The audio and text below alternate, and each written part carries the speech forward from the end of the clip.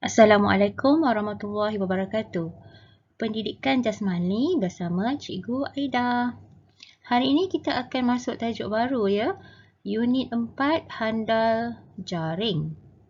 Okey, kamu boleh rujuk buku teks muka surat 21 dan 22. Dalam unit ini, kita akan mempelajari jenis permainan yang kategori jaring. Okey, dan kemahiran-kemahiran dalam permainan kategori jaring. Okey, seperti kemahiran servis, voli, rejam, libas dan hadang. Okey, cikgu nak tanya, apakah permainan kategori jaring ini? Boleh tak kamu sebutkan apakah permainan yang masuk dalam kategori jaring? Okey. Contohnya ialah bola tampar, badminton, tenis, sepak takraw. Okey, permainan-permainan yang ada jaring di tengah-tengahnya.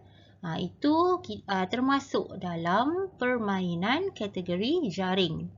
Okey, kalau bola jaring bukan ya. Bola jaring termasuk dalam permainan kategori serangan. Okey. Dalam permainan kategori jaring ini terdapat 4 konsep yang dikenali sebagai konsep 4R. Okey, R yang pertama ialah read. Kenal pasti arah pergerakan bola. R yang kedua response. Pilih pergerakan yang berkesan untuk menghampiri bola. R yang ketiga, react. Bersedia untuk kontak dengan bola. R yang keempat, recover. Kembali ke kedudukan asal dan bersedia dengan tindakan selanjutnya. Okey, seterusnya kita pergi ke topik siapa handal, rujuk buku teks muka surat 22. Semasa bermain permainan dalam kategori jaring, pelbagai jenis servis dan hantaran ke gelanggang lawan. Di dalam buku teks kamu ini telah dinyatakan 4 jenis servis. Okey, yang pertama adalah servis bawah dengan tangan, servis atas dengan tangan, servis bawah dengan alatan, servis atas dengan alatan. Ada dinyatakan di sini di dalam buku teks kamu ni ya. Okey. Servis, jenis-jenis servis ini bergantung kepada jenis permainan tersebut. Jika permainan kategori jaring ini ada alatan, contohnya kamu bermain badminton, kamu menggunakan raket badminton dan servis yang dilakukan dari atas bawah dan atas dikenali sebagai servis bawah dengan alatan dan juga servis atas dengan alatan. Okey, jika permainan tu tiada alatan, contohnya bola tampar. Okey, servis bawah dengan tangan dan juga servis atas dengan tangan. Bergantung kepada jenis permainan kategori jaring tersebut. Okey, seterusnya jenis hantaran. Okey, hantaran yang dinyatakan di sini ada 4 juga. Okey, hantaran atas tangan, hantaran dengan bahagian luar kaki, hantaran dengan bahagian dalam kaki dan hantaran bawah dengan alatan.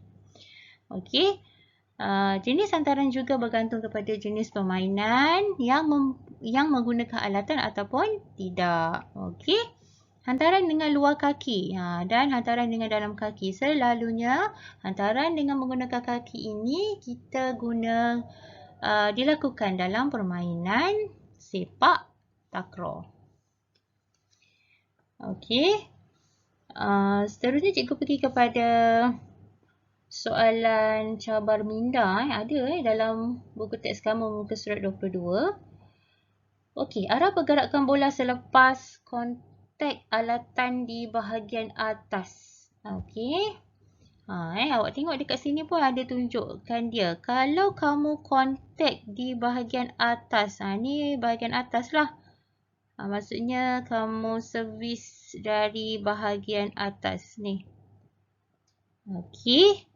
Bola akan melambung lebih rendah berbanding kontak alatan dengan di bahagian bawah. Kalau bahagian bawah, nampak bola akan melambung lebih tinggi. Okey. Seterusnya, cikgu nak kamu buat soalan dalam buku kerja muka surat 17. Okey, soalan ini ada dalam buku tersebut. Okey, bagaimanakah cara hantaran bola menggunakan alat untuk mencapai jarak jauh? Okey, jawapannya adalah kontak bola dengan alatan pada kelajuan yang maksimum untuk mendapatkan arah hantaran yang jauh. Bermaksud, kalau kamu nak bola tu pergi jauh, kamu kena pukul dengan kuat ataupun kamu kena kontak bola dengan alatan ataupun dengan tangan sahaja pada kelajuan yang maksimum. Maksudnya kena pukul dengan kuat supaya bola tu akan pergi lebih jauh.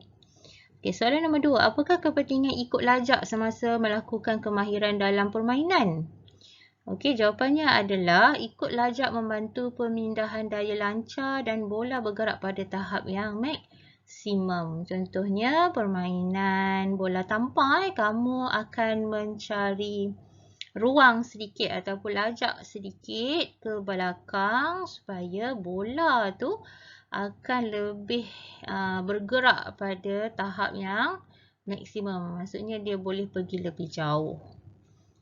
Okey. Okey, sekian saja untuk hari ini. Terima kasih. Jangan lupa snap dan hantar kerja kamu kepada cikgu. Sekian, terima kasih.